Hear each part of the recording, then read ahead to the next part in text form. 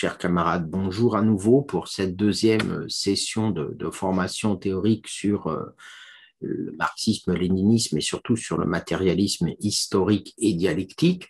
Alors aujourd'hui, nous allons aborder, malgré les difficultés, la deuxième dimension de la théorie marxiste de la réalité, si je peux dire, qui est sa dimension proprement dialectique. Alors, je vous rappelle que la fois dernière, nous avons évoqué essentiellement, même si les aspects dialectiques étaient évidemment présents, la dimension historique de ce matérialisme, rappelant que dans l'esprit même de Marx, de Engels, à la suite de Hegel, vous vous en souvenez, l'ensemble des réalités que nous voyons, la nature elle-même, les choses sensibles sont en réalité le produit d'un processus. Ce ne sont pas des choses figées, ce ne sont pas des réalités présentes de toute éternité dont on ne pourrait rien changer, mais au contraire, que toutes ces réalités sont des processus, des transformations, que toute chose est destinée, dit encore Engels, à disparaître d'une certaine façon, sous une certaine forme, non pas disparaître complètement, mais disparaître sous une certaine forme pour réapparaître sous une autre. Je vous relis de ce point de vue-là une phrase, je ne l'avais pas forcément lue la dernière fois, c'est toujours une phrase extraite du texte de Engels que je vous ai cité l'autre fois, idéalisme et matérialisme. Il dit, en parlant de la théorie du marxisme-léninisme, elle montre la caducité de toute chose. Rien ne subsiste que le processus ininterrompu de devenir et de périr. Alors, il ajoute, et c'est assez intéressant, de l'ascension sans fin de l'inférieur au supérieur. Alors, il ne faut pas entendre dans cette vision historique, donc, une vision simplement de type tout change, rien ne demeure, et quelque part, si tout change et que rien ne demeure, on pourrait comprendre que, d'une certaine façon, rien n'est important. Autrement dit, il ne fallait pas comprendre cet historicisme comme un relativisme. Vous savez que dans la petite bourgeoisie, par exemple, ou parmi mes élèves, par exemple, quand on commence à parler du caractère historique des choses, le fait que les choses sont amenées à changer de forme, souvent c'est interprété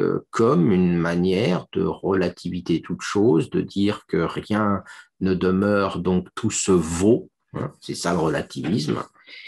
Et il faut bien comprendre que Marx et Engels sont très éloignés de cette idée parce que, et on va le voir, ils ont de cette historicité, de ce devenir, une vision dialectique et progressiste. Alors, c'est ce qu'on va essayer de comprendre aujourd'hui, c'est-à-dire que on va essayer de comprendre que le changement des époques, le changement historique des histoires, la révolution, on va parler de la réalité révolutionnaire, n'est pas une simple négation, n'est pas une simple destruction, comme beaucoup pensent, n'est pas une simple agitation dans laquelle il s'agit de renverser ce qui précède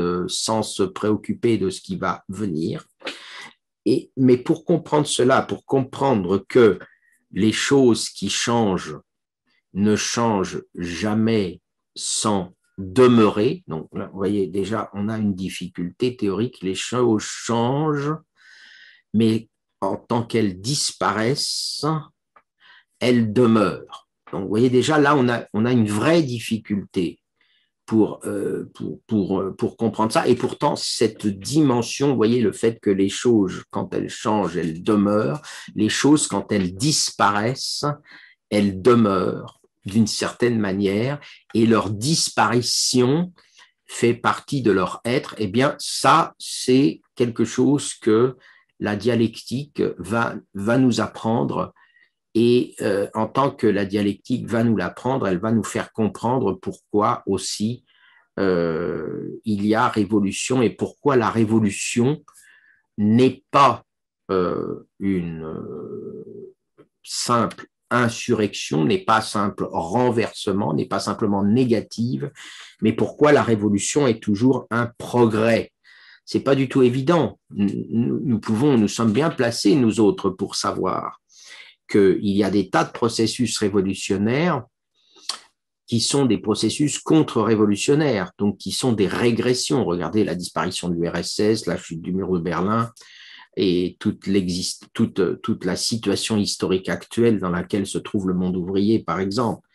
Donc, on peut être pris d'une sorte de réticence à l'égard de ce type de changement et de considérer justement que le changement, c'est surtout une destruction. Mais quand on voit cela, quand on pense, cela, eh bien, on pense que la destruction, on ne la pense pas dialectiquement. Alors, Engels nous dit d'une manière que moi, par exemple, pour l'instant, je peux considérer comme obscure. Engels nous dit, voilà, la destruction est une ascension. La destruction est une progression. Bon, alors ça, on va essayer de comprendre cela.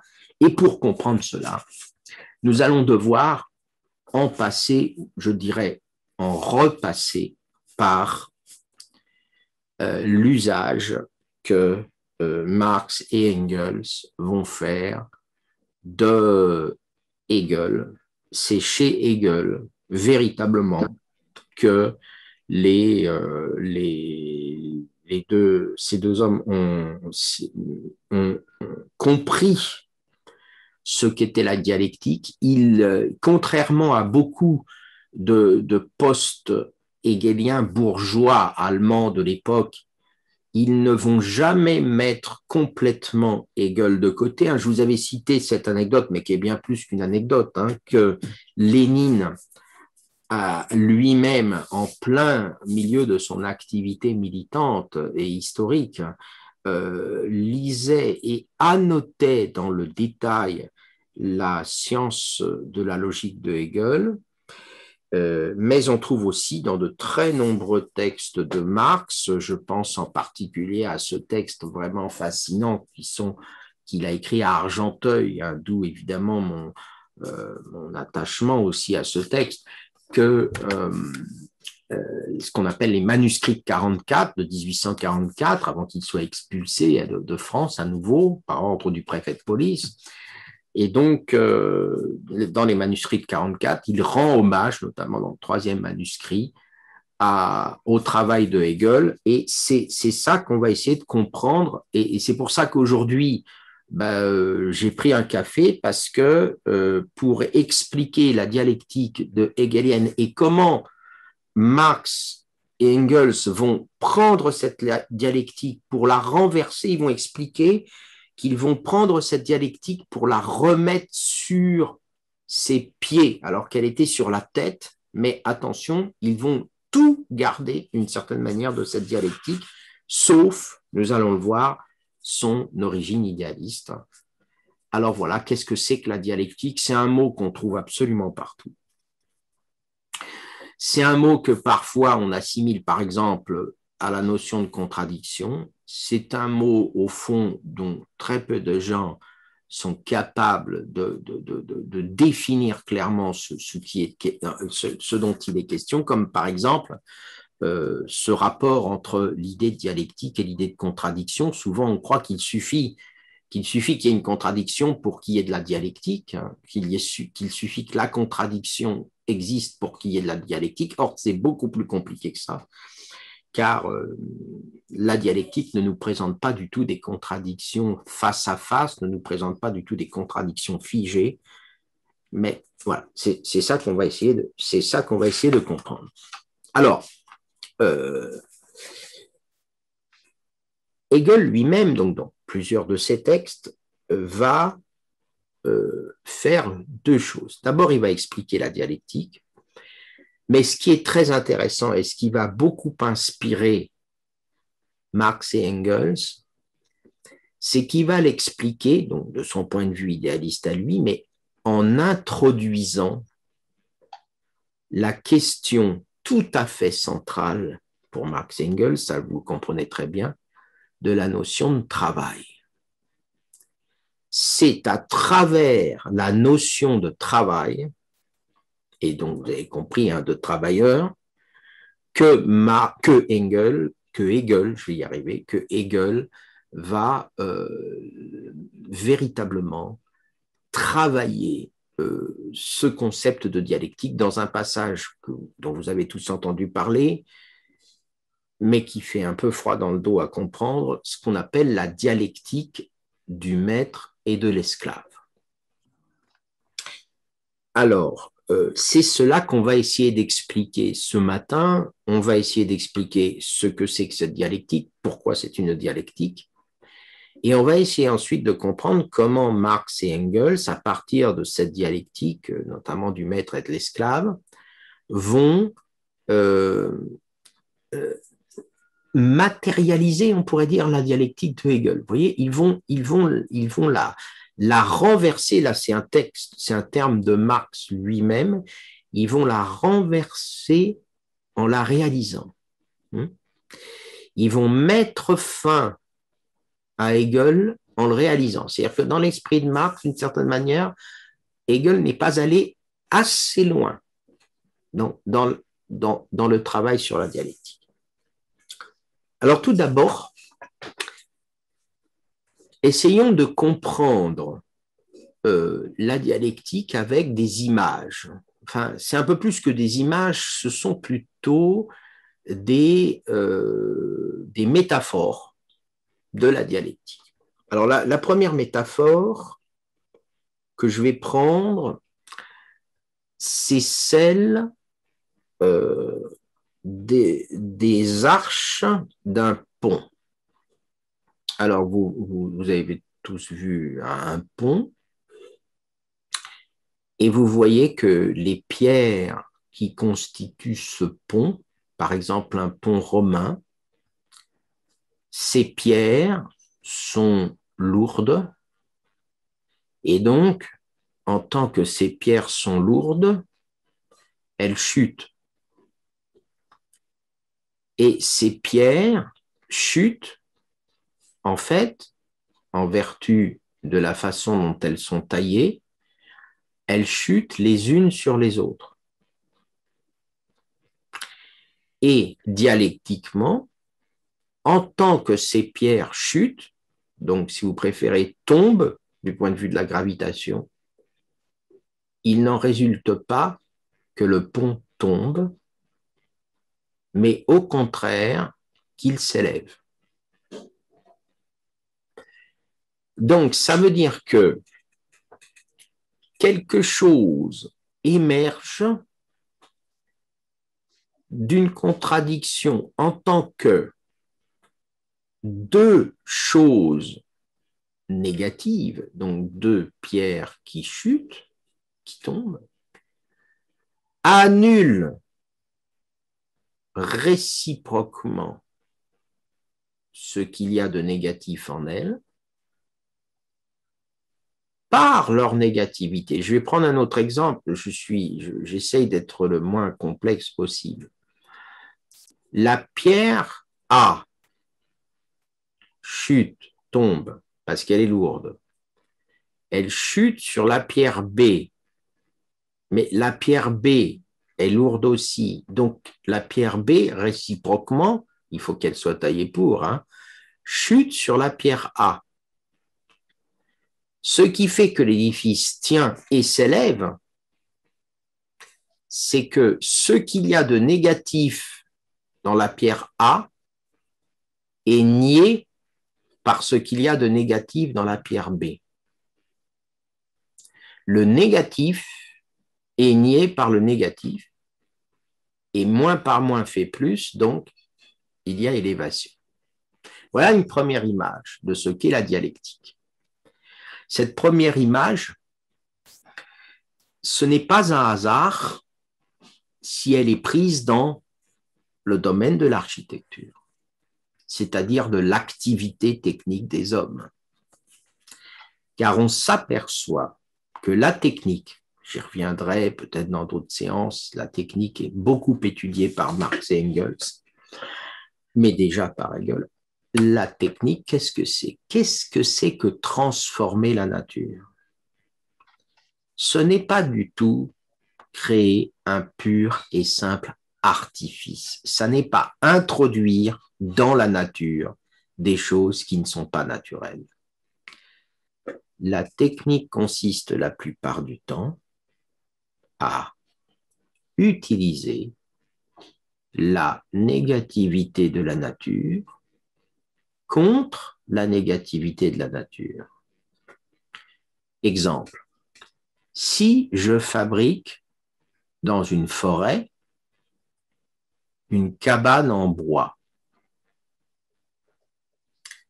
je taille des arbres ou je taille des branches, cette cabane en bois est faite de bois. Mais en tant qu'elle est faite de bois, elle me protège des effets du bois forêt qui m'entoure. Donc la technique consiste bien à prendre dans la nature des choses, ici en l'occurrence du bois, pour lutter contre ces mêmes choses. Le bois contre le bois, l'air contre l'air, l'eau contre l'eau. Et nous avons là une manifestation de la puissance humaine du produire. Donc, qu'est-ce que c'est que produire? C'est toujours produire à partir de la matière, mais c'est utiliser la négativité de la matière contre elle-même et s'élever et obtenir un produit qui m'est utile en tant qu'homme à partir de cette négativité.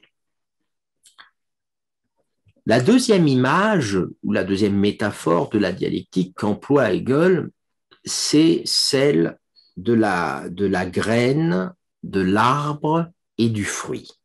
Alors donc l'image, c'est celle de l'arbre fruitier. Alors cette image, elle n'est pas prise par hasard dans la nature cette fois. Elle est prise dans la nature, mais elle est prise surtout dans le vivant. Voilà ce que dit Hegel. Il dit au départ, au commencement de l'arbre, alors imaginons que cet arbre, ce soit, je ne sais pas, un poirier, au commencement, il y a la graine. Mais la graine va produire ensuite l'arbre, et l'arbre est la négation de la graine, c'est-à-dire la graine disparaît en tant que graine dans l'arbre. Mais elle ne disparaît pas au sens où elle est tuée. Elle disparaît au sens où elle est réalisée, car l'arbre qui doit mettre fin à la forme graine de l'arbre, donc qui est la négation de la graine, est en même temps la réalisation de ce que la graine était en puissance.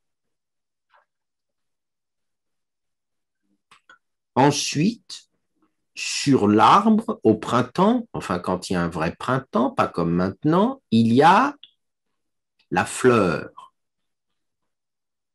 La fleur est la réalisation de l'arbre.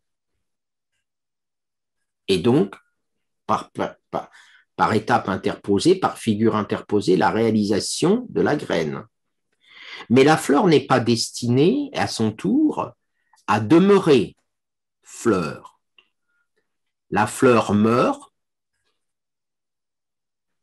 comme toute chose vivante, mais en tant qu'elle meurt, elle ne disparaît pas, puisque sa mort engendre à son tour le fruit.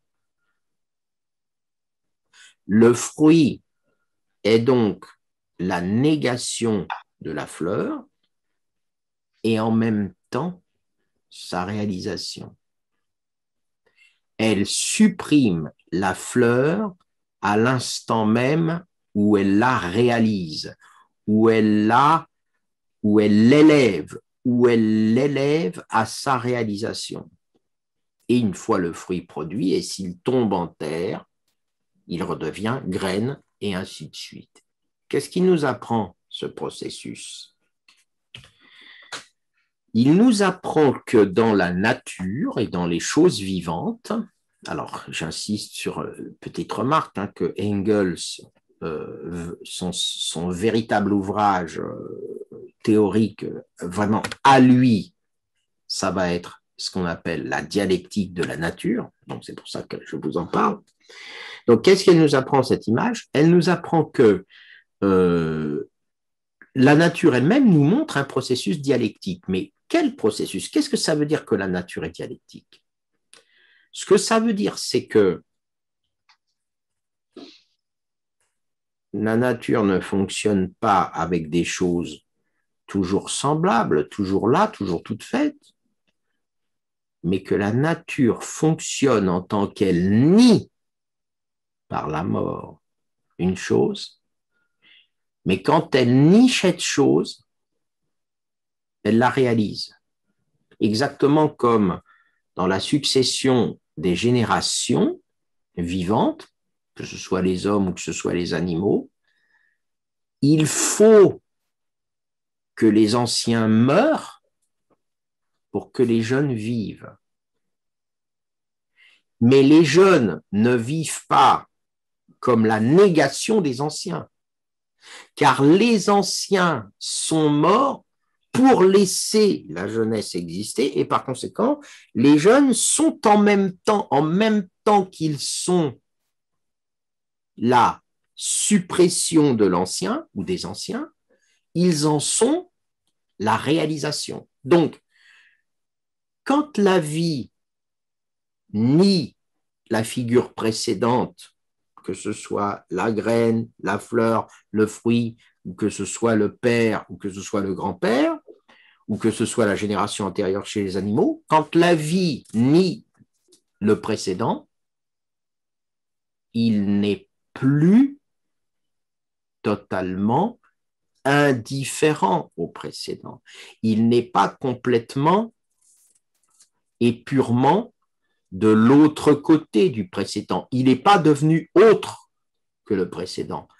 Il s'est enrichi de ce qui était autre dans ce qu'il a nié.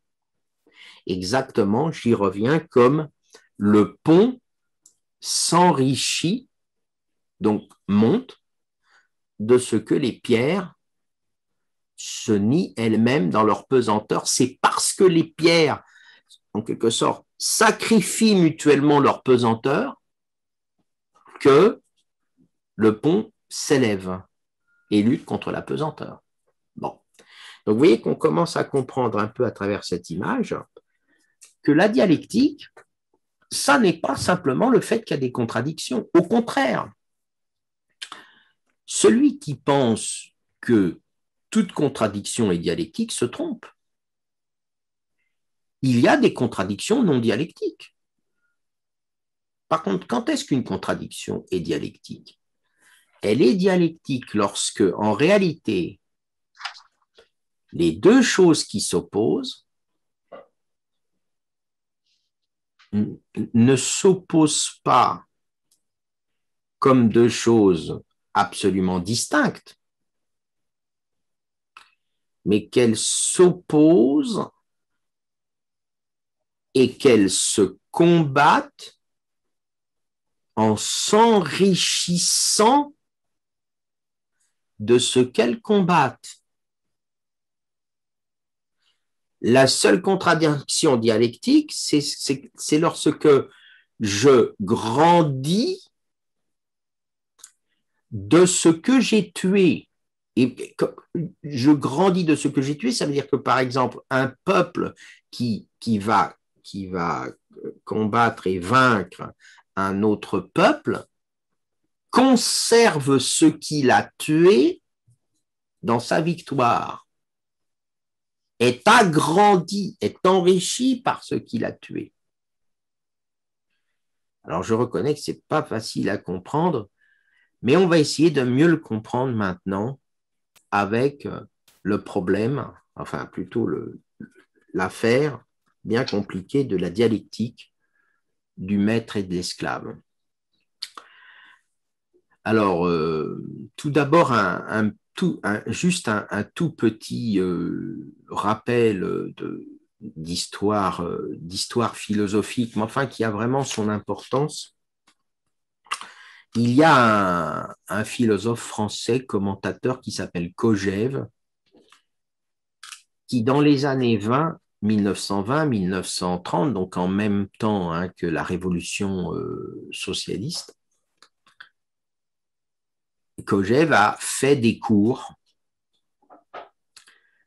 sur la dialectique du maître et de l'esclave, donc sur le rapport entre cette thèse de Hegel et le marxisme. Donc, Kojève considère et a enseigné que cette dialectique du maître et de l'esclave a été le berceau du matérialisme dialectique de Marx et que, au fond, c'est ce qu'il fallait en quelque sorte vraiment sauver de Hegel. Alors, pourquoi je vous dis ça? Parce que ces cours de Kojève, ils ont été suivis absolument par tous les intellectuels et beaucoup de militants à l'époque, dans les années 30. Et là, je verrai admettre le camarade. Ils ont été suivis par beaucoup de militants, disais-je, et d'intellectuels de très haut niveau dans les années 30, et que ils ont vraiment contribué à construire la conscience française, si vous voulez, de la dialectique marxiste. Bon. Alors, venons-en donc à l'étude de cette dialectique du maître et de l'esclave. Je vais essayer d'être le plus simple possible, mais si vous regardiez le texte, vous verrez à quel point le texte n'est pas évident, mais bon, on va essayer quand même de le comprendre. Alors tout d'abord, la situation. Alors, la situation que prend Hegel pour expliquer cette dialectique, c'est une situation qui est en fait métaphorique. Hein. Là encore, à travers la relation maître-esclave, il va essayer d'expliquer ce que c'est que le devenir de l'esprit. Bon. Donc, là, on voit bien un idéaliste. Donc, la dialectique du maître et de l'esclave n'est pas une description historique des rapports maître-esclave tels qu'ils pouvaient exister, par exemple, dans l'Antiquité, hein, ou même à l'époque de l'esclavagisme moderne. Bon.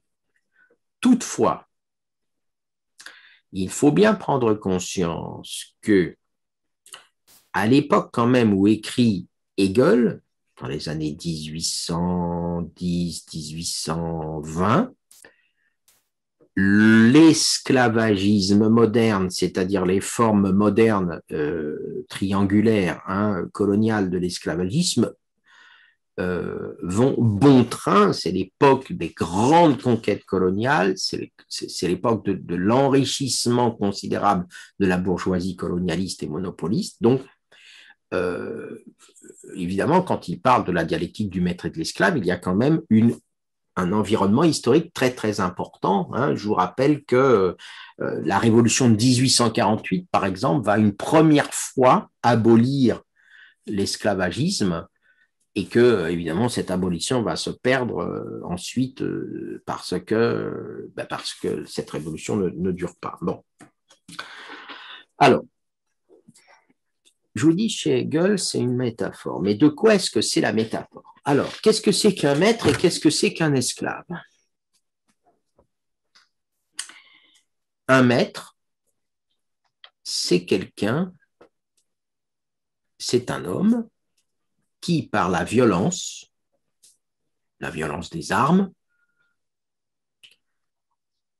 parfois la séduction, mais c'est une forme de violence, a soumis un autre homme, un esclave, à devenir non pas son employé, non pas son collaborateur, mais son objet. Donc, par exemple, dans l'Antiquité, il n'était pas rare quand un maître vendait ses propriétés qu'il vende dans un même lot la maison, les animaux et les esclaves. Donc la maison, les meubles, les animaux et les esclaves. Donc l'esclave est devenu pour son maître un objet. Mais la différence entre l'objet comme un meuble ou un outil et l'esclave, c'est que l'esclave, premièrement, est un objet animé. Hein? Donc, par exemple, un philosophe de l'Antiquité comme Aristote disait si les navettes des métiers à tisser tissaient toutes seules, il n'y aurait plus besoin d'esclaves. Donc, dans l'esprit d'Aristote, hein, c'est un philosophe qui a défendu l'esclavage par nature, hein, dans l'esprit d'Aristote, les esclaves, qu'est-ce que c'est? C'est des outils animés. C'est des outils vivants, si vous préférez. Mais donc, c'est des objets. Et deuxième aspect, donc, l'esclave est un objet pour son maître, mais la question, c'est comment se fait-il que l'esclave a pu devenir esclave? C'est-à-dire comment un homme qui normalement est un sujet, c'est-à-dire normalement est maître de sa vie et est capable de liberté, a-t-il pu être réduit en esclavage alors qu'il est un sujet? Donc, comment, en gros, un sujet peut-il être nié en tant que sujet pour devenir l'objet d'un autre? Hegel explique, c'est parce que l'esclave a préféré la vie à la liberté. C'est-à-dire que l'homme, le maître, a pris un risque plus ou moins calculé. Il a pris le risque par sa violence, par ses armes, de menacer la vie de l'esclave. Et par ce rapport de force qui lui est favorable, il a provoqué chez l'esclave le fait que l'esclave a préféré la vie à la liberté.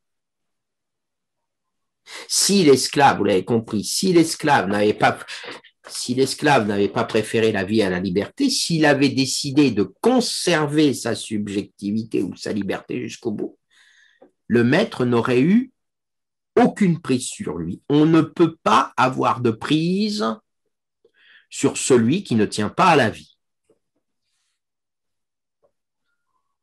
Donc l'esclave diffère dans un premier temps du maître en ce que l'esclave a peur de la mort,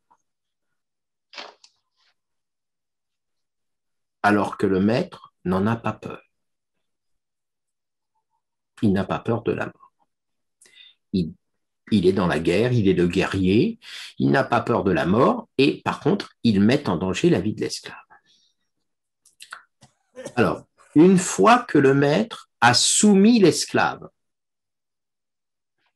que l'esclave est devenu l'objet du maître, que se passe-t-il? Le maître est reconnu comme maître par un autre, c'est-à-dire par l'esclave. C'est-à-dire qu'il n'est plus seulement maître en soi, comme s'il était tout seul, il est maître au sens où il est maître de l'esclave, c'est-à-dire que pour se reconnaître dans sa liberté de sujet, le maître a besoin d'une certaine manière de l'esclave pour le reconnaître. Donc l'esclave, à quoi sert l'esclave? Il sert à faire que le maître se sache maître par la négation de l'humanité ou de la liberté de l'esclave.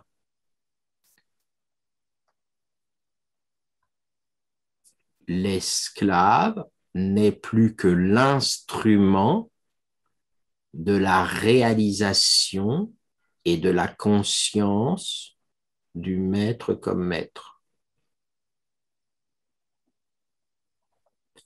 Et c'est ce que va dire Hegel quand il va dire, voilà, en d'autres termes, le maître est devenu lui-même par la négation de l'autre. Alors, d'une manière qui peut paraître curieuse, Hegel assimile cette situation du maître en tant qu'il nie l'esclave et qu'il se réalise comme maître grâce à son esclave, il l'assimile au désir, et notamment au désir sexuel. Alors là, on va en dire un petit mot quand même, parce que c'est assez surprenant. Il va analyser ce qu'on appelle la dialectique du désir. Mais vous allez très vite comprendre. On parle bien du désir sexuel, pas de l'amour, pas de l'amitié, pas des formes émancipées de la relation amoureuse, mais on parle des formes en quelque sorte matérielles, animales, passionnelles du désir. Vraiment le désir sexuel dans ce qu'il a de plus primaire. Hegel nous dit ceci. Au début, quand on parle du désir, on croit que l'homme désire la femme ou que la femme désire l'homme. Non. Oui, c'est là qu'il y a une vision dialectique. On ne désire pas l'autre, on désire le désir de l'autre. On ne désire pas l'autre pour ce qu'il serait, pour sa beauté, pour sa puissance, même pour son corps. On le désire, on désire qu'il me désire. Alors, pourquoi est-ce qu'on désire qu'il me désire? Parce que j'ai besoin pour être moi-même de nier, de tuer l'altérité de l'autre, de tuer la liberté, la subjectivité de l'autre. Donc, le désir est l'acte par lequel je désire que l'autre me désire. Et qu'est-ce que ça veut dire que l'autre me désire? Ça veut dire que l'autre se nie lui-même comme sujet, l'autre se nie comme individualité et me dit, tu es moi. Lorsque l'autre me désire, je suis reconnu dans ma liberté par le moyen de la négation de l'autre. Donc, vous voyez, le désir est le désir du désir de l'autre, en tant que le désir de l'autre, c'est la négation du fait que l'autre est différent. Et c'est le renforcement du moi par l'instrument qu'est la négation de l'autre. Alors, le meilleur exemple, bien sûr, c'est Don Juan, ou tous les Don Juan, si vous préférez, ou tous les séducteurs. Don Juan, comme vous le savez, ce qui l'intéresse, c'est pas du tout la vie en couple. Parce que la vie en couple, c'est pas du tout une vie seulement de désir. Ce qui intéresse Don Juan, c'est plus la chasse que la prise, c'est-à-dire que ce qui l'intéresse, c'est de mettre fin à la résistance de la femme au désir. Il désire que la femme le désire. Et une fois qu'elle le désire, ça y est, c'est fini, il met le nom dans son petit carnet et il peut continuer son existence de chasseur. Eh bien, la relation du donjuanisme, le donjuanisme, est une dialectique du maître et de l'esclave. Mais du point de vue du maître, le donjuanisme est le meilleur moyen de comprendre la dialectique du maître et de l'esclave du point de vue du maître. C'est-à-dire du point de vue de cette manière de nier l'autre pour être soi par le moyen du fait que, en niant l'autre, on demande surtout à l'autre de se nier lui-même. Il s'agit que les femmes se nient elles-mêmes et deviennent, pour elles-mêmes et par elles-mêmes, objet de l'homme. Elles se font elles-mêmes pour lui son objet. Bien. Alors ça, c'est le premier point, évidemment, de la dialectique du maître et de l'esclave.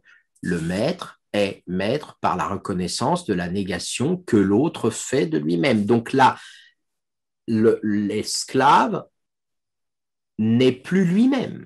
L'esclave n'est ce qu'il est que dans son maître, dit Hegel. Bon. Seulement, voilà, il va y avoir un renversement dialectique, justement. Car, et c'est là où Hegel introduit l'analyse de ce à quoi sert l'esclave. Car enfin, jusque-là, on a réfléchi qu'à statut d'esclave, au mot esclave, à l'essence de l'esclave, à la conscience de l'esclave. Mais l'esclave n'est pas seulement une conscience, il est un acte. Et quel acte est-il? Eh bien, l'esclave travaille pour le maître. Il est producteur pour le maître. Alors, qu'est-ce que ça est? Qu'est-ce que c'est? Qu'est-ce que ça veut dire? Qu'est-ce que ça change? Eh bien, vous allez voir, ça change tout. Car qu'est-ce que c'est que travailler? Et d'abord, pourquoi l'esclave travaille? Alors d'abord, vous savez que l'esclave travaille pour que le maître ne travaille pas. L'esclave porte sur lui, l'esclave ou le serf plus tard, porte sur lui la totalité du travail. Donc, l'esclave travaille pour que le maître ne travaille pas. Donc, quelque part, on pourrait dire, c'est ainsi que Hegel le dit, le maître abandonne à l'esclave le rapport de production dont il ne profite que par la jouissance. Donc, en gros, prenons l'exemple de l'esclave paysan, n'est-ce pas, ou de l'esclave cuisinier. Le maître reçoit de l'esclave un produit fini et il consomme ce produit. Il reçoit de l'esclave uniquement le produit tel qu'il est achevé et il laisse à l'esclave le processus de la production. Donc, ça signifie que le maître joue et dit Hegel dans la simple jouissance. Alors, c'est intéressant, on va y revenir plus tard parce que nous nous apercevons que la jouissance, toute forme de jouissance, et la société que le capitalisme nous invente, qui est la société de la consommation, qui est la société de la jouissance est destinée à nous faire croire, à instaurer une idéologie de maître. Et nous allons voir avec son aliénation. Je ferme cette parenthèse, on y reviendra. Donc, l'esclave travaille, le maître jouit. Et en jouissant, de quoi jouit-il? Il jouit d'avoir vaincu la nature pour se perpétrer.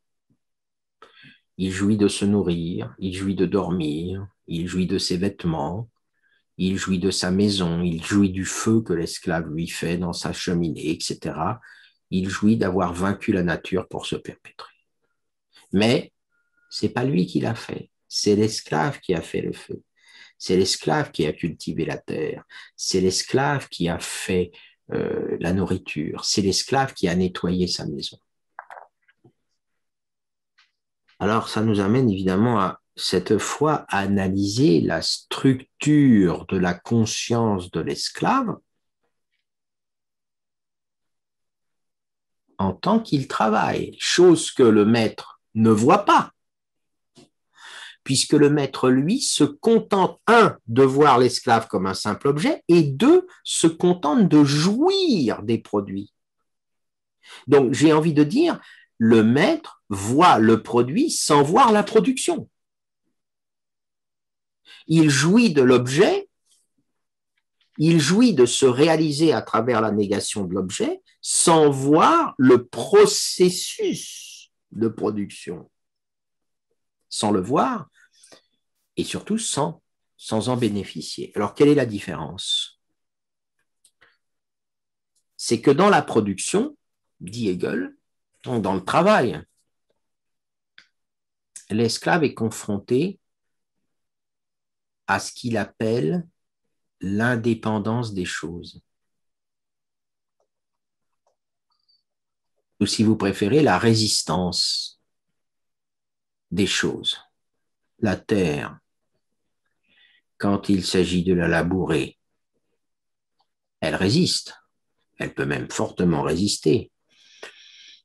Les fruits, les légumes, quand il s'agit de les éplucher, ils résistent.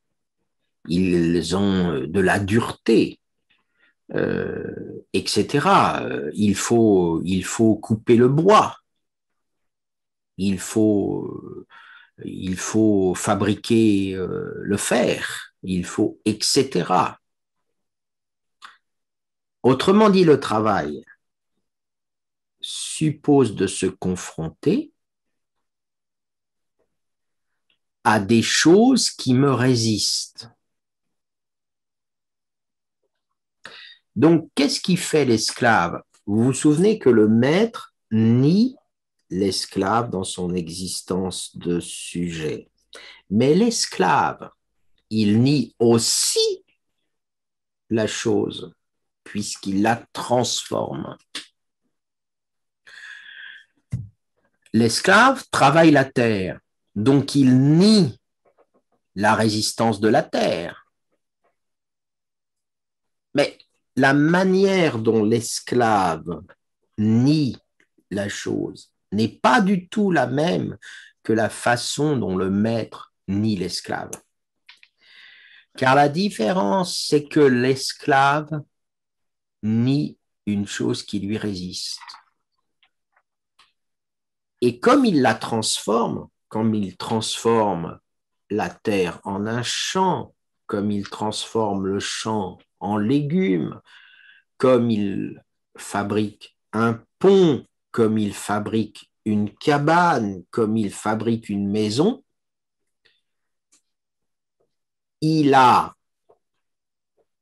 résisté à la résistance de la matière et il a soumis la matière à une forme durable. L'esclave, en travaillant, a transformé la matière et lui a donné une forme qui dure. Et en tant que cette forme dure, cette forme, le champ, l'usine, le fer travaillé, l'outil, la cuisine, cette forme devient la reconnaissance du travail de l'esclave, reconnaissance qui ne vient pas du maître, bien sûr que non, mais qui vient de quelque chose de beaucoup plus durable, qui vient de quelque chose de beaucoup plus résistant, qui vient de son acte de producteur. Produire, être un travailleur, c'est réaliser son moi dans la transformation durable des choses. Et par conséquent, c'est lutter, dit Hegel, contre la mort. Alors là, c'est très intéressant parce que on se dit, mais le maître, lui, quand il mange le plat qu'elle lui a fait l'esclave, il a une satisfaction immédiate contre la mort. Mais alors Hegel dit, oui, mais c'est comme la petite mort, c'est-à-dire que dans la jouissance, le maître a instantanément défendu son existence, il a sauvé sa vie, mais momentanément. Si l'esclave arrête de travailler, ou si l'esclave meurt, ou s'il perd ses esclaves, il meurt lui aussi. Si le travailleur s'arrête de travailler, le maître meurt parce qu'il a nié l'esclave seulement par sa pensée, il n'a pas nié ce qui le fait exister par le travail.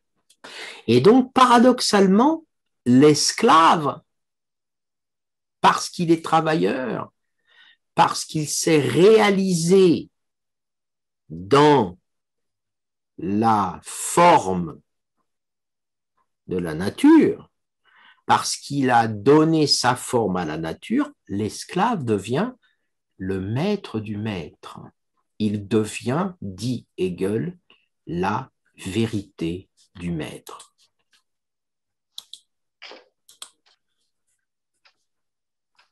Donc, qu'est-ce qu'elle nous apprend, cette dialectique du maître et de l'esclave? Elle nous apprend ce que c'est que la dialectique. Elle nous dit que dans la dialectique, il y a la mort. Il y a d'abord la peur de la mort chez l'esclave et il y a la résistance à la mort dans le travail. Et il y a potentiellement aussi la mort du maître dans la jouissance, car si le maître jouit de ce que fait l'esclave, il est dépendant de l'esclave. Et en tant qu'il est dépendant du travail de l'esclave, eh bien, il est obligé en permanence d'exploiter à nouveau l'esclave, c'est-à-dire qu'il est obligé en permanence de nier à nouveau l'esclave pour être le maître qu'il est, alors que l'esclave, lui, qui a nié la résistance de la nature, qui a réalisé son humanité dans les choses, est confirmé par ces choses transformées. Le jardin a montré aux travailleurs qu'il est devenu une réalité qui s'est libérée. Le jardin est la libération du travailleur. Pas une libération du maître, mais une libération par le travail. Donc, d'une certaine façon, l'esclave devient la vérité du maître. Et lorsque l'esclave aura compris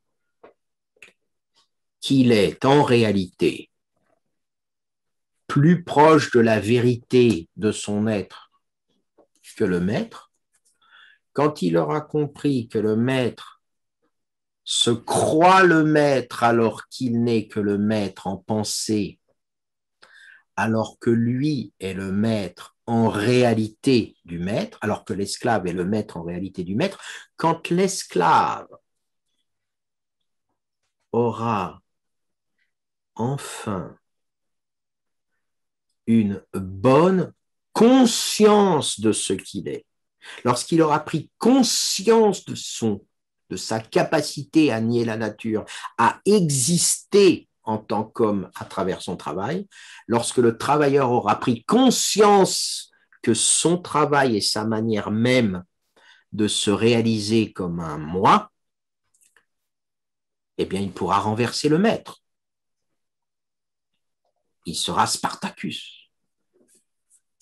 Il pourra se révolter contre le maître parce que le maître n'a de puissance. La puissance du maître tient uniquement à ce que l'esclave n'a pas conscience de la réalité de son pouvoir de transformation.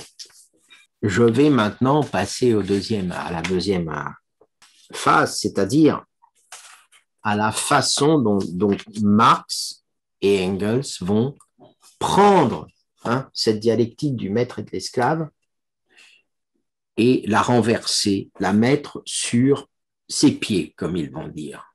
D'abord, ce qui véritablement a impressionné Marx et Engels dans cette dialectique hegelienne, c'est cette introduction du rapport entre la conscience et le travail, c'est-à-dire le fait que soudainement le travail apparaît comme un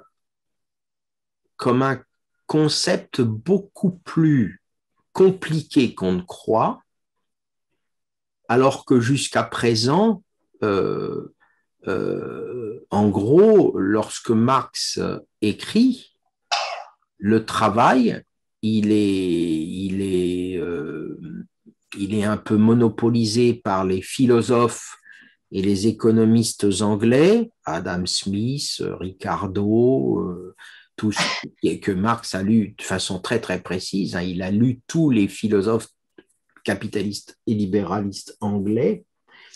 Et en gros, dans ce qu'on appelle l'économie politique, c'est-à-dire chez tous ces philosophes anglais, il s'était agi pour eux de démontrer que le travail était une valeur économique. Donc déjà, il réduisait le travail au salariat.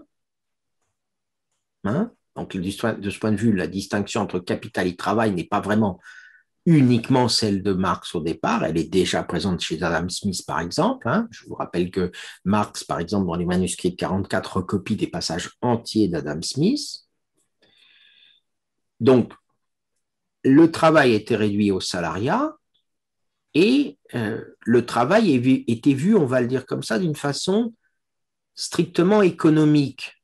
C'est-à-dire, je m'explique, en gros, le travailleur, c'est celui qui travaillait pour un autre et qui recevait de son travail un salaire dont la valeur correspondait, plus ou moins, au temps d'effort, à la somme des efforts qu'il avait fait pendant son travail. Voilà. Donc, il y avait cette idée qu'au fond, le travail était défini par un échange, presque un échange d'intérêts. Le travailleur, évidemment, a intérêt à toucher son salaire, le capitaliste a intérêt à produire, grâce au travail du travailleur, sa production, et que quelque part, le libéralisme instaure une sorte, à travers le travail, une sorte d'échange, quelque part gagnant-gagnant. Hein, Adam Smith pense par exemple qu'à travers la division du travail, chaque travailleur gagnerait plus de valeur qu'il n'en dépense. Pourquoi? Parce que avec son salaire, il peut acheter un certain nombre d'objets, un certain nombre de produits, et que si je cumule, c'est la thèse d'Adam Smith, hein, si je cumule le temps de travail de chacun des produits que j'achète, donc mon pain, mes vêtements, mon chauffage, mon électricité, tout ce que vous voulez, si je cumule tout ce temps de travail, je reçois, dit Adam Smith, plus que je ne donne. Parce que s'il fallait que moi-même je produise tout ce dont j'ai besoin pour vivre, mon électricité, mon essence, ma nourriture, mes pommes de terre, le temps que j'y mettrais ferait que je pourrais faire beaucoup moins de choses. Donc, vous voyez, l'idée d'Adam Smith, c'est, voilà, le travail, finalement, c'est une valeur, c'est un échange, et cette valeur, elle est, en quelque sorte, une valeur à laquelle j'ai tout à fait intérêt. Donc, le travail salarié est d'une certaine façon une forme d'émancipation pour chacun. Mon salaire me permet d'obtenir plus de produits que je ne pourrais en produire. Il me demande moins de fatigue que si je devais le produire moi-même. Voilà un petit peu l'idée. Or, lorsque Marx, en 1844, écrit je vous rappelle que l'idéologie allemande date de 1845, écrit les manuscrits de 44, il constate que, au fond, Hegel nous apprend quelque chose sur le travail que les économistes n'ont pas vu du tout. À savoir que le travail, il ne faut pas le prendre comme simplement salaire. Parce que si le travail est simplement salaire, eh bien, à ce moment-là, on se rend compte, et il suffit de regarder la réalité du travail à l'époque, que le travail est purement aliénant. Le salarié est suffisamment exploité et mal payé, dit-il, pour que l'on puisse bien prendre conscience qu'en réalité, il s'appauvrit en travaillant. Il ne se libère pas du tout en travaillant, il s'appauvrit en travaillant. Et c'est tellement vrai, dit-il, que finalement, les travailleurs finissent par espérer se libérer du travail et croient que leur vraie vie n'est pas dans le travail, mais dans la jouissance, c'est-à-dire quand ils ne travaillent plus et qu'ils peuvent jouir des produits, ou qu'ils peuvent manger, ou qu'ils peuvent dormir, ou qu'ils peuvent se reposer chez eux. Donc, Marx dit, mais au fond, les économistes anglais, en réduisant le travail au salaire, d'abord, ils font croire, bien sûr, que le capitalisme est naturel. Ils font croire que le capitalisme ne pourra jamais changer parce qu'il serait naturel. Et deuxièmement, eh bien, ils nous font croire que le travail salarié et le travail, c'est la même chose. Ils nous font croire que le salariat définit en réalité le travail. Or, que nous a appris justement la dialectique hegelienne? Elle nous a appris que le travail est une manière pour l'homme de réaliser son humanité dans la nature. Et que par conséquent, le travail n'est pas seulement aliénation, il n'est pas seulement la perte de soi, pas seulement esclavage, mais qu'il est au contraire libération. Le travail est l'acte par lequel l'homme social réalise l'autre homme, produit l'autre homme, défend l'humanité. Ce que Marx va appeler le travail générique. Le travail, c'est l'acte par lequel chacun fait progresser l'humanité dans son ensemble. Mais évidemment, c'est pas ça, c'est pas le travail salarié. Le travail salarié est une forme tronquée, trompeuse du vrai travail. C'est une forme de travail qui a oublié la dialectique de la production. C'est une forme qui aliène le travailleur de la valeur de libération du travail, exactement comme l'esclave avait une conception aliénée de sa propre liberté. Le maître ne pouvait exploiter et esclavagiser l'esclave que parce que l'esclave ne prenait pas conscience de son pouvoir de transformation, de son pouvoir de libération,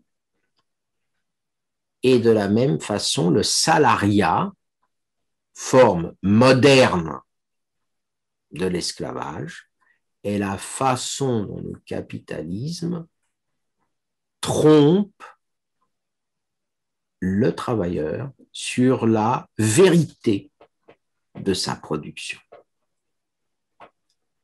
La vérité de la production, c'est que le travailleur réalise son humanité dans le produire et donc libère l'homme dans ce produire.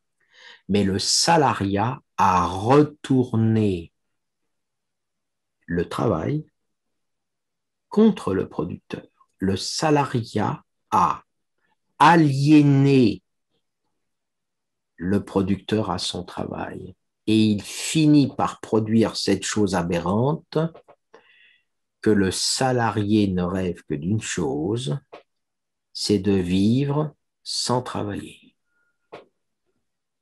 C'est de vivre en dehors des contraintes du travail.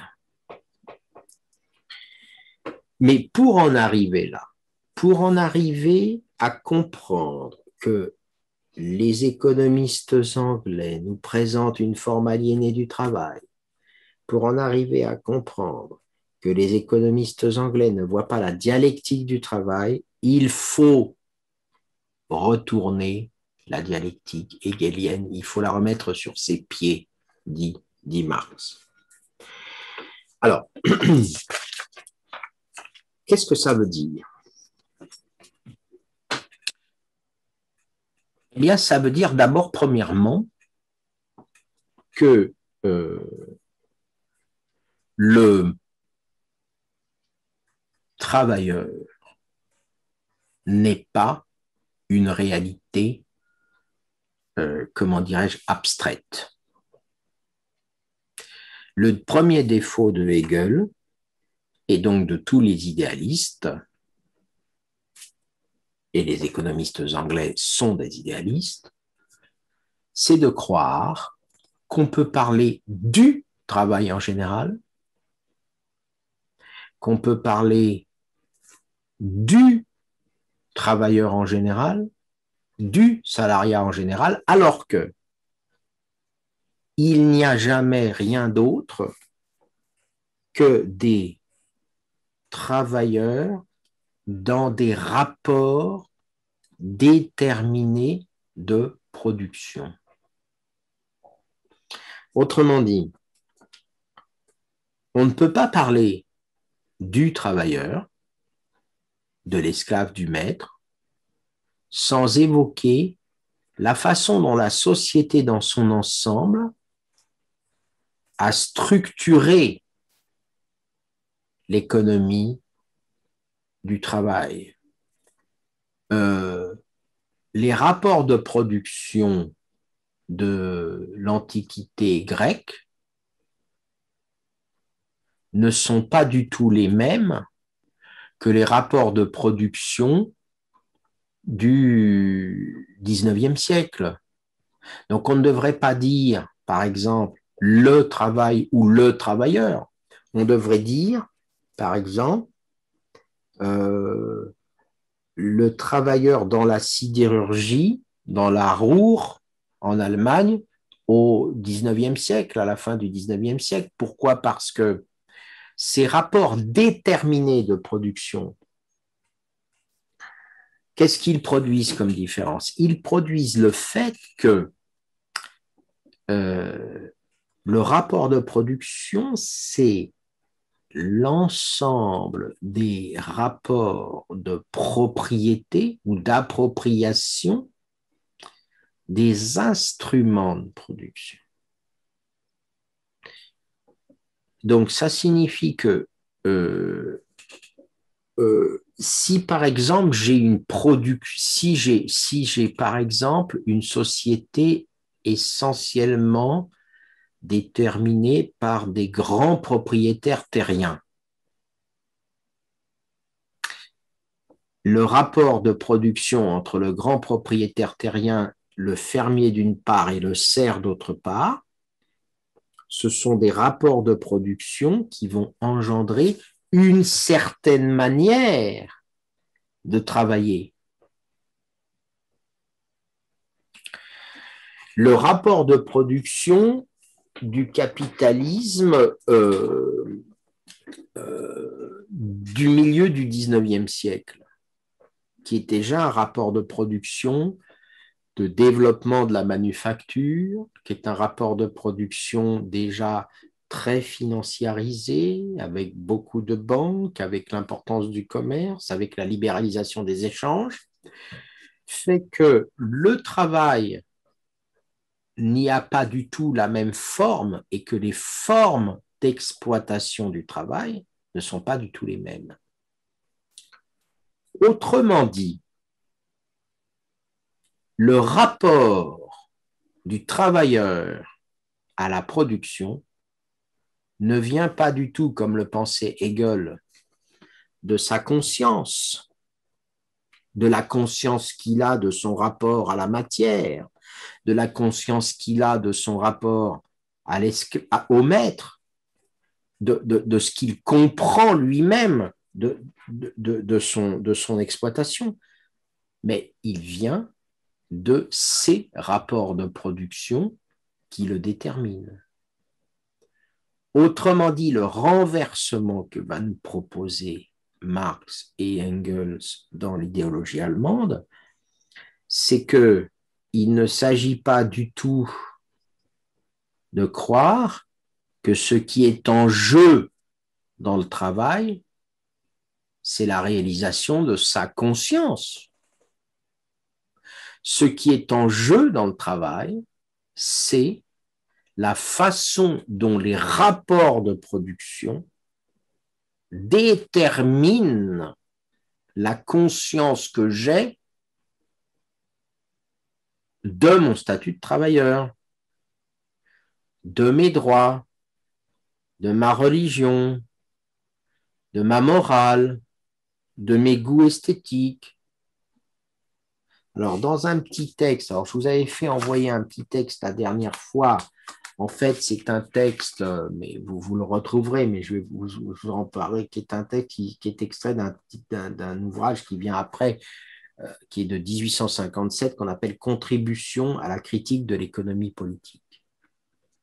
Il y a une phrase qui est célèbre, hein, mais qu'il faut absolument analyser, qui est au milieu du texte, et je vous la lis, cette phrase, parce qu'elle fait vraiment comprendre comment Marx et Engels renversent la dialectique hegelienne sans la détruire.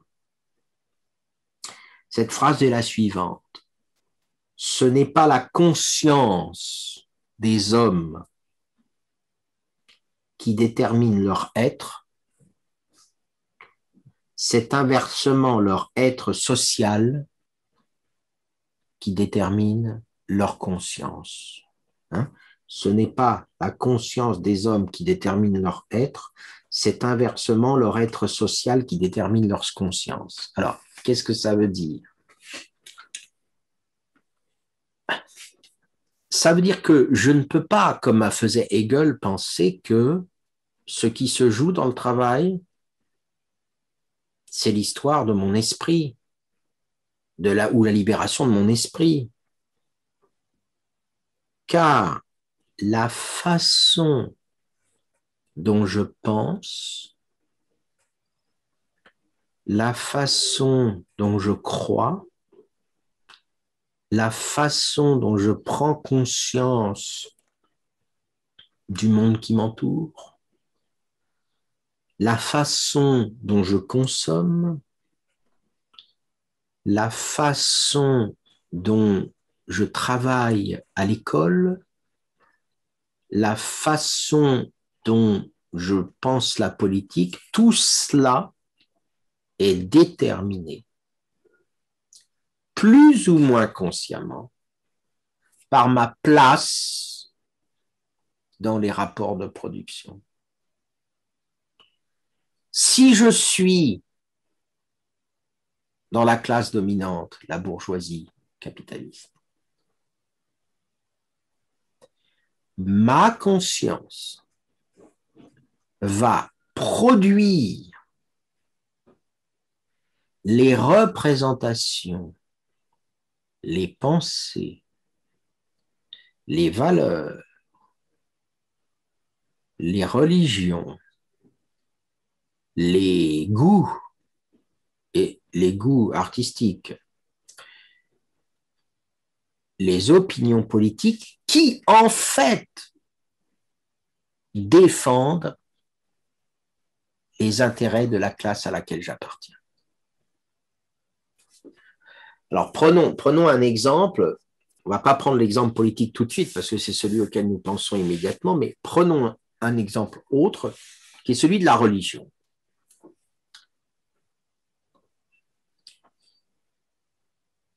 Spontanément, on a tendance à penser que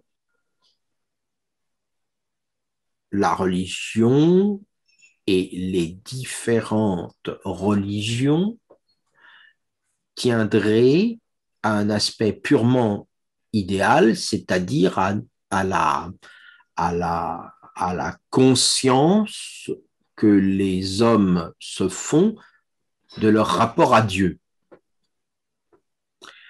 Or, ce que Marx va montrer, et ce sera repris par d'autres philosophes, c'était déjà ce que Feuerbach disait, c'est qu'au fond, la façon dont j'adhère à telle religion est indirectement une manière de défendre à travers cette religion les intérêts de la classe à laquelle j'appartiens.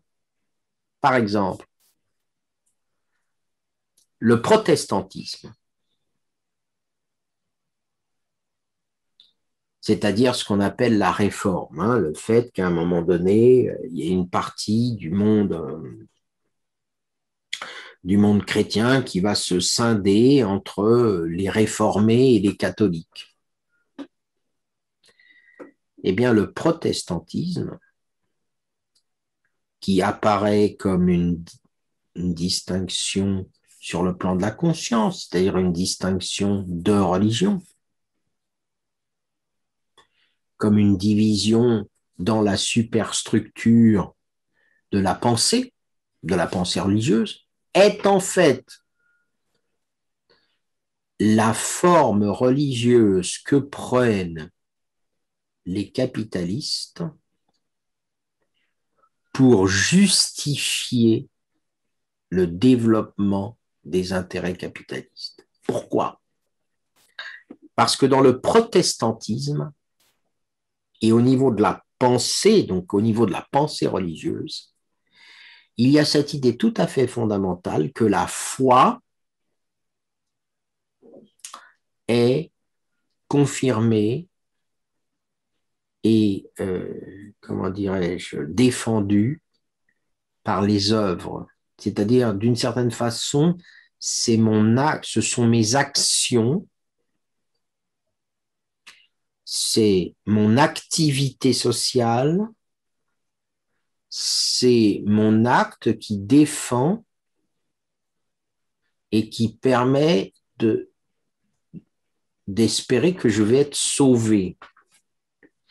Alors que les catholiques ou les juifs ou les musulmans ont une vision beaucoup plus destinale du rapport à Dieu, c'est-à-dire qu'il y a quelque chose dans la religion, par exemple, juive, qui laisse entendre que seuls les élus de Dieu pourront être sauvés.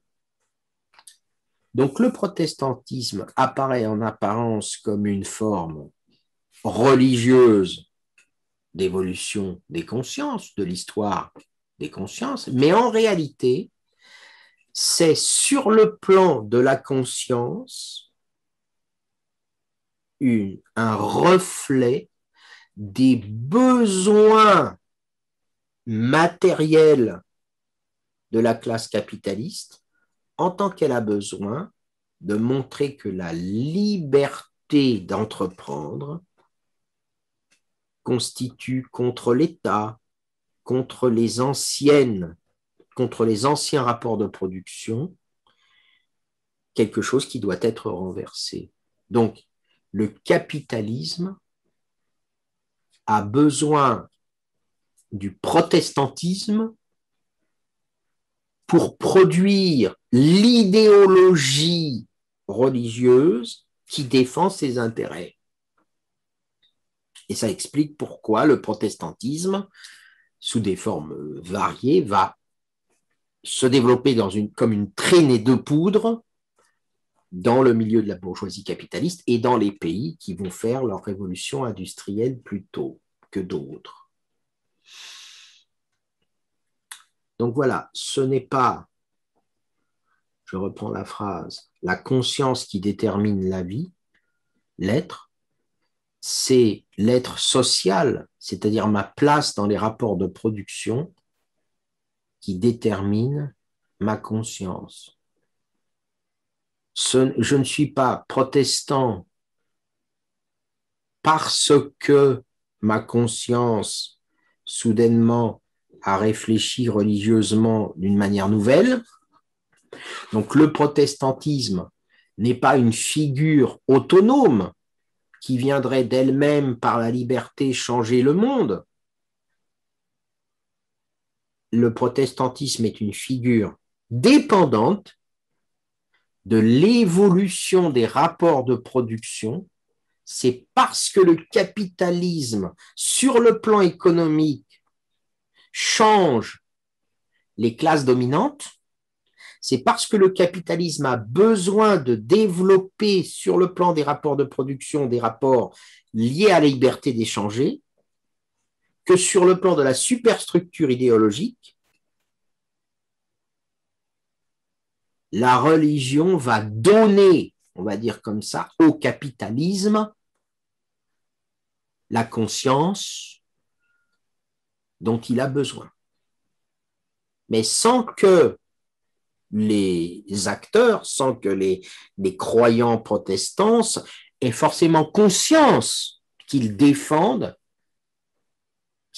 à travers la forme religieuse l'intérêt de leur classe. Alors vous me direz, mais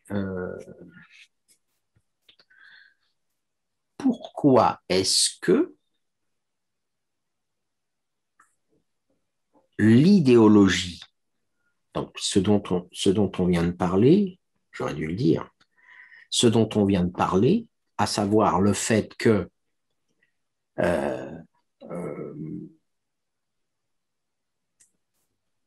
une classe produise non pas seulement une certaine activité productive, mais qu'elle produise aussi sur le plan de la superstructure un certain nombre de représentations de religion, d'art, de droit, de partis politiques, tout ce que vous voulez. Pourquoi est-ce que la force productive a-t-elle besoin à un moment donné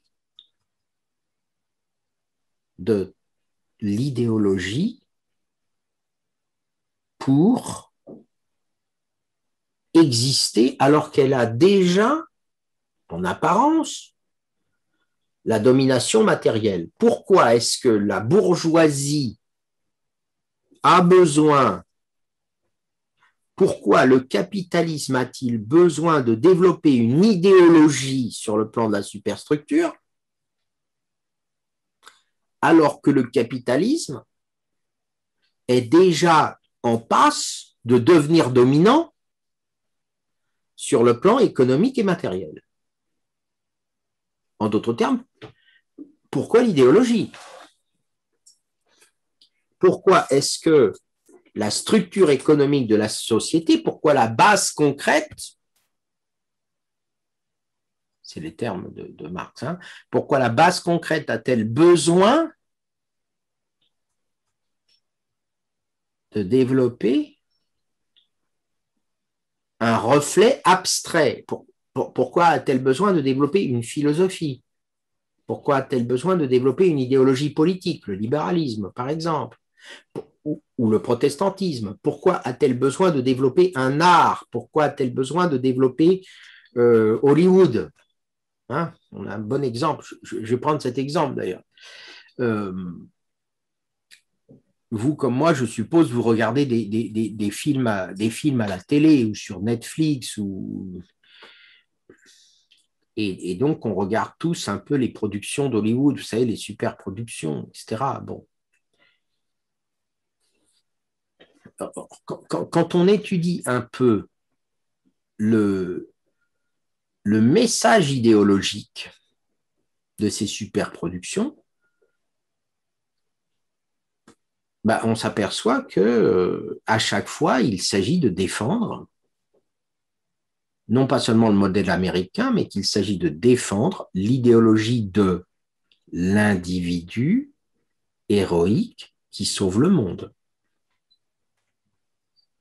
Vous pouvez prendre à peu près tous les scénarios issus des grands films d'action hollywoodiens, vous verrez que vous retrouverez presque toujours le même schéma idéologique, à savoir un individu éventuellement un peu à la marge de la vie sociale, un peu borderline, comme on dit, se révèle être le moyen par lequel le système de domination,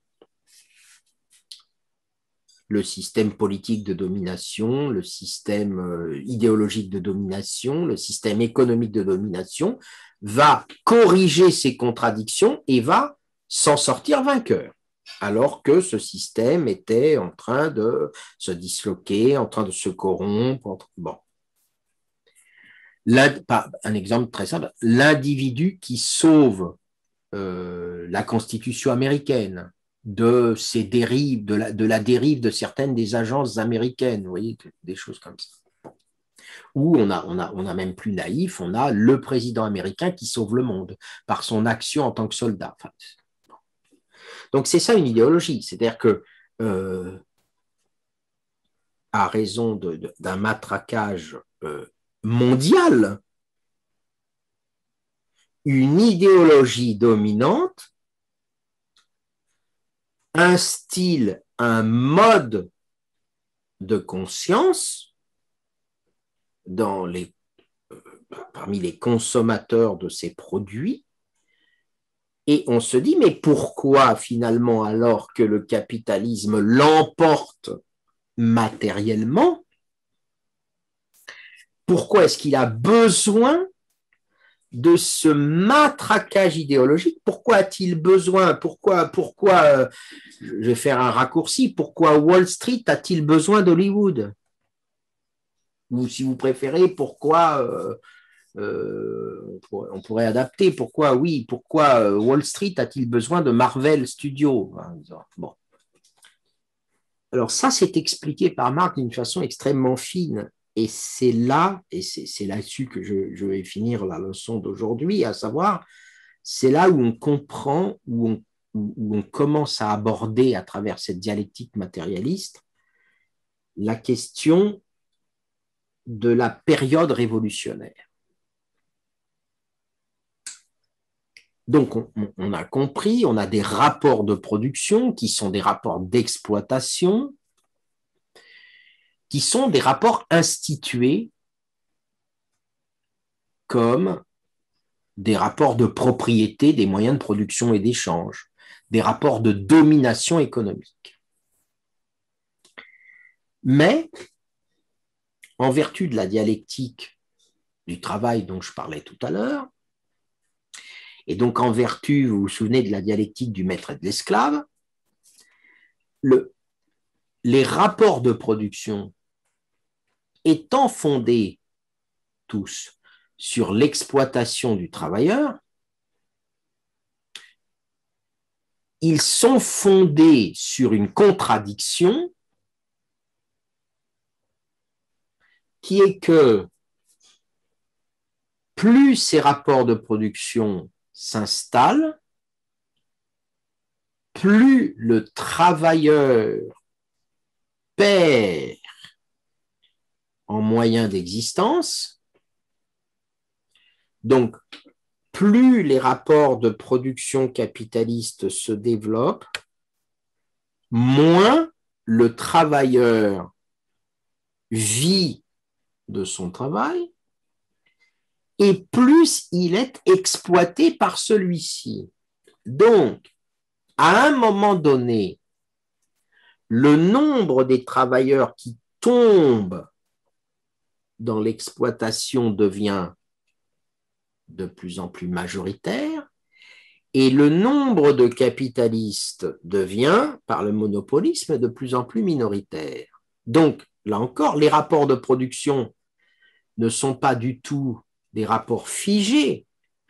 Leur institution juridique n'est qu'une manière de résister à leur historicité. Et leur historicité, c'est ce que Marx va appeler le développement des forces productives. Les forces productives sont en permanence en train de changer alors même que les rapports de production sont établis, institués. Pourquoi? Parce que ces rapports de production sont eux-mêmes, disais-je, fondés sur une contradiction qui est que les rapports de production capitalistes détruisent d'eux-mêmes la base concrète sur laquelle ils reposent. C'est-à-dire, le capitalisme détruit de plus en plus la vie des travailleurs dont il a besoin, au point que, asymptotiquement, par exemple, on le voit aujourd'hui, le capitalisme se satisferait très bien d'un travailleur qui ne paye pas, par exemple, ou qu'il paye si peu qu'il ne pourrait pas survivre. Donc, les forces productives, à un moment donné, entrent en contradiction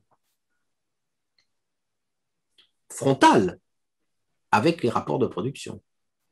C'est-à-dire que plus il y a d'ouvriers exploités, plus les forces productives entrent en contradiction dans leur existence concrète, je dis bien dans leur existence concrète, avec les rapports de production qui deviennent incapables de servir leurs intérêts, ou même de servir le minimum de leurs intérêts.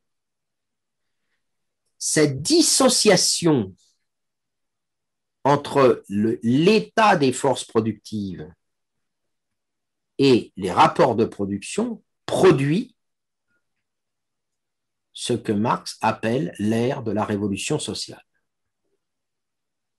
La contradiction entre les rapports de production et les forces productives engendre la situation révolutionnaire, mais c'est précisément à ce stade que l'idéologie est indispensable. C'est-à-dire que l'idéologie est le moyen qu'emploie la classe dominante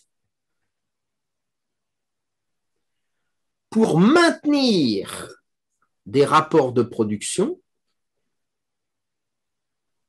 dépassés par les forces productives de façon à empêcher les forces productives nouvelles, c'est-à-dire à empêcher le prolétariat de prendre conscience de sa force, exactement comme, souvenez-vous, le maître empêche l'esclave de prendre conscience de sa puissance productive. Donc, l'idéologie mène une guerre dans l'esprit du travailleur pour maintenir idéologiquement une domination qui, matériellement, est déjà menacée.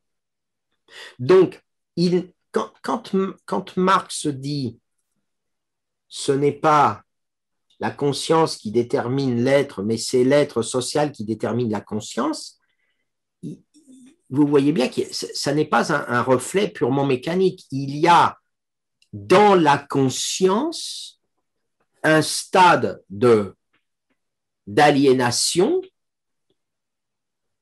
qui n'est pas forcément conforme à l'état d'exploitation matérielle de celui qui est exploité. D'ailleurs, si la classe ouvrière était émancipée dans sa conscience de l'idéologie dominante, ben, la révolution pourrait avoir lieu. Donc, la révolution, l'ère révolutionnaire, c'est ce moment qui peut être très long, où il y a un décalage entre l'état des forces productives, l'état concret des forces productives, qui fait que si tous les travailleurs se mettaient ensemble pour arrêter le système s'arrêterait d'un coup, et la conscience idéologique que ces travailleurs ont de l'état de ces forces productives. Donc, il ne faut pas croire que le niveau de la guerre idéologique soit un niveau qui serait simplement, comment dirais-je, un instrument secondaire de la guerre économique entre les classes. Il ne faut pas croire que le niveau idéologique soit un simple reflet dépassé, sans intérêt, de la guerre économique des classes. Non. Le niveau idéologique est le moyen par lequel les classes dominantes maintiennent contre la contradiction concrète l'état des rapports de production qui pourtant sont déjà contestés par l'état des forces productives. Et Lénine, par exemple, dans l'État et la Révolution, pour donner ce deuxième exemple que je relève pour la fin, expliquait que justement le développement de l'État en tant qu'organe répressif, parce que l'organe répressif de l'État, c'est-à-dire l'organisation de la police, l'organisation de la justice, l'organisation politique de la répression, cela relève de la superstructure, puisque en fait, on construit un État de droit, on construit un monopole de la violence étatique, ça relève de la superstructure, c'est-à-dire c'est destiné à agir d'abord sur la peur que cette violence d'État peut produire, sur le système répressif qui est fondé sur une conscience de la peur du gendarme, etc. Et donc, Lénine dit, dans l'État et la Révolution, l'existence de l'État de droit, il entend État comme organe de domination d'une classe sur une autre. Domination en partie idéologique. Donc. Et donc, il dit l'existence de l'État de droit est la preuve que les contradictions sociales ou les contradictions de classe sont devenues inconciliables.